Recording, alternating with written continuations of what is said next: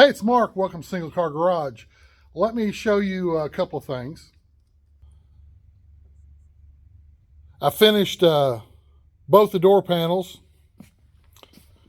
cleaned up underneath the dash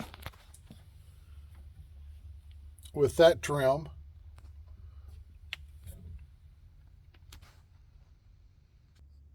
Hey, I was pretty happy with those door panels, and considering I've got about $150 tied up in them, a lot better than going to a upholstery shop somewhere in the $500 a panel range. Got the rest of the car to finish out. I'm figuring that out, but I wanted to show you all those door panels. Once I finished them, got everything glued down. They came out pretty good. There's a couple of things I could have done better. And that's not the first set of door panels I've done, and most all of them have turned out okay. These turned out by far the best. I do want to get some armrest on it. I've got a thinking that I'm going to use the same armrest that's on my 66 Impala. I like them and they're pretty decent size, but I've also been online looking at some custom ones that they make, and I might look at them. So I want to do something different, but hey. Anyway, what I wanted to do is kind of introduce myself. My name's Mark, and my daughter that you've seen in a couple of videos, Janae, we like to work on cars. I've been working on cars since I've been about 16. Worked on some stuff prior to that, was raised on a farm, and that's kind of where I learned my mechanics, and then one of our farm hands taught me body work. And he went on to have a very successful body shop in my hometown, and really appreciate what he did. And then I've learned a lot over the years from other people. But I got into this, owning a hot rod's expensive. So I,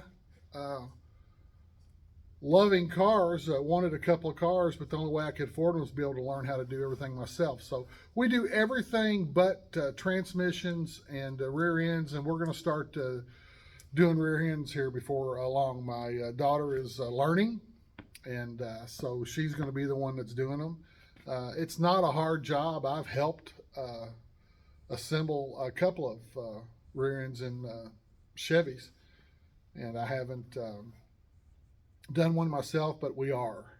So, and then my engines I have built at a machine shop in Cookeville, Tennessee, that does a great job. So, got into it just to, I like to show people that you can get into this hobby if you've got some know-how and come out, fairly inexpensive. So, let me show you a couple of things that I'm talking about. Let's go over here and see. Now, this is my daughter's 64 Le Mans, her dream car. Now, when this car is done, she's going to have somewhere about 13,000 in it, and that's purchase and everything. And here's how it's going to be built. It already has suspension under it, which is SCCA road course type suspension that we researched and had the springs made, and we've upgraded with sway bars front and back, better sway bars. And we got front disc brakes, rear drum at the moment. Then going to the engine, it'll be around 400 horsepower, going to a 4-speed automatic, and 373 rear end with a positive unit in it. The interior will be all stock, except for the front seats. She did order some aftermarket seats that match the original, but they have bigger bolsters, a lot more comfortable seat. The rest of the interior will be completely original. And it'll be painted white, and it's actually going to have black trim. Bumpers also. Chrome we're going to switch over to flat black.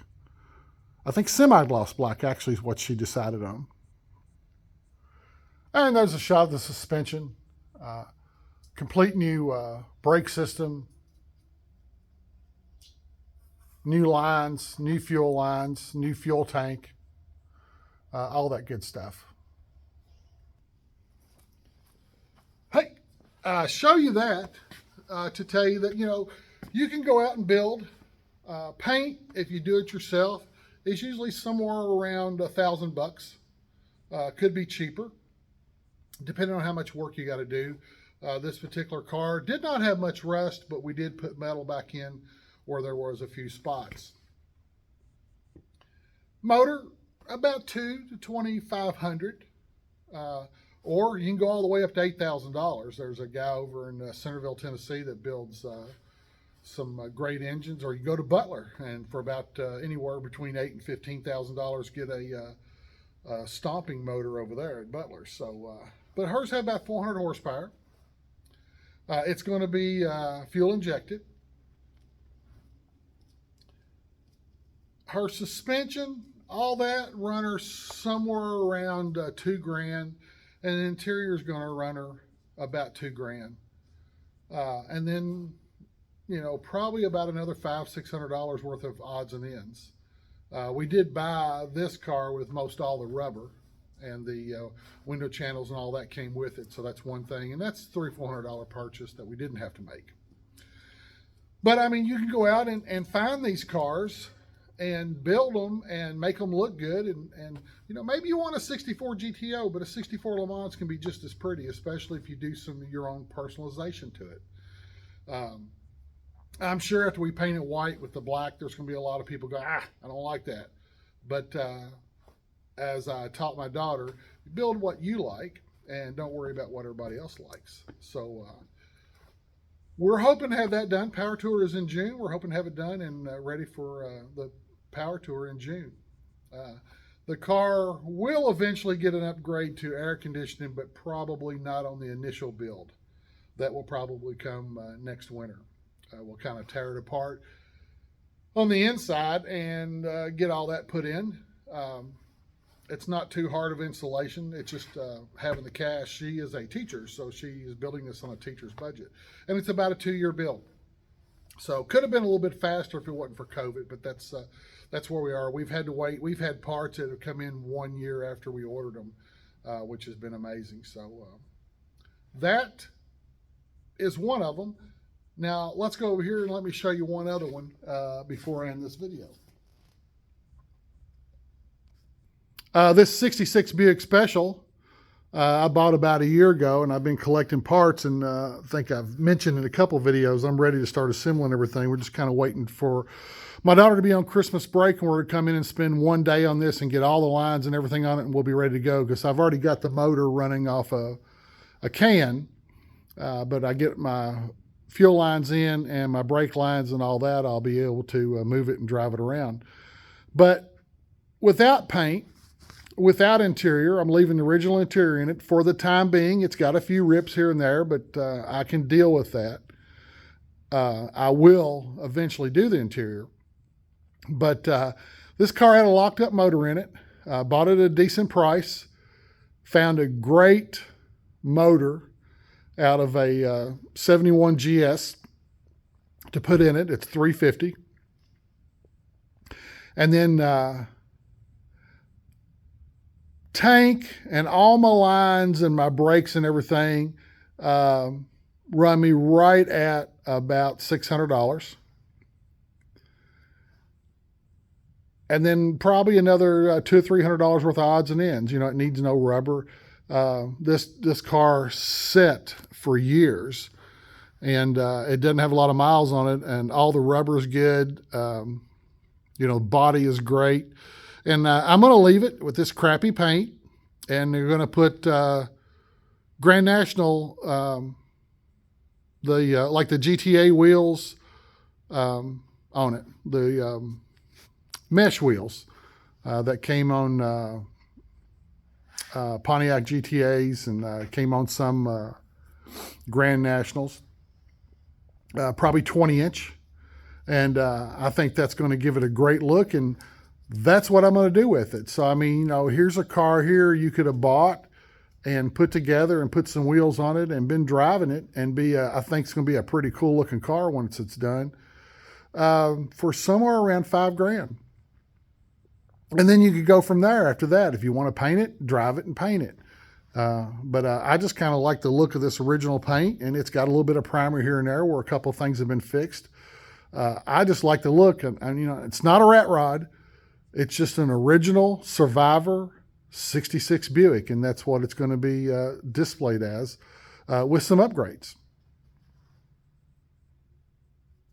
So as you can see, you can be in a cool car for a little bit of money if you search around. And I'm on the internet about 3 hours a day looking at old cars that are for sale, and I find 2 to 3 a week that you could buy and be into under $10,000 and have a cool ride.